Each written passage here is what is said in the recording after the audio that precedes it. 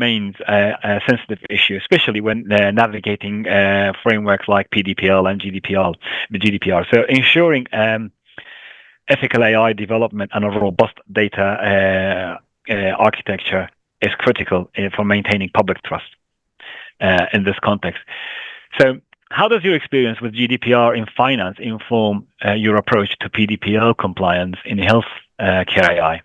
And yeah, I guess the main core principles are the same. You know, it's all about consent management, data minimization, ensuring individual rights.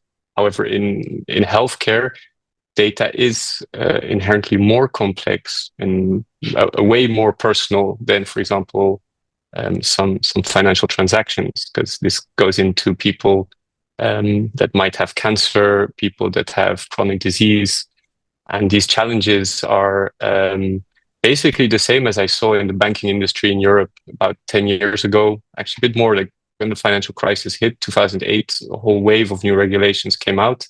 But that's not one-way communication, I guess. So participating in like public and private partnership with the government bodies, so the experts here or from different entities has to, or they need to participate in making those laws, designing those privacy laws and regulations. So I think we need to engage more and more.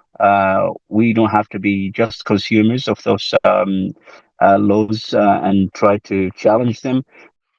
Not only is it a necessity, privacy isn't going anywhere. It's here for the long term. And if anything, we're seeing more international regulations intertwined with one another to some extent to the same standard, if not higher. Something that I'm seeing quite, I'm sure the other experts on the panel here will also say to you is the legislation standard is quite high in KSA. When you look at the PDPL in and of itself, you look at the data transfer regulations and all of the other requirements, whether you're looking at adequacy, which we'll see at some point, or whether you're looking at the standards of how you transfer that data, whether you need to notify a data breach to an individual or to the regulator.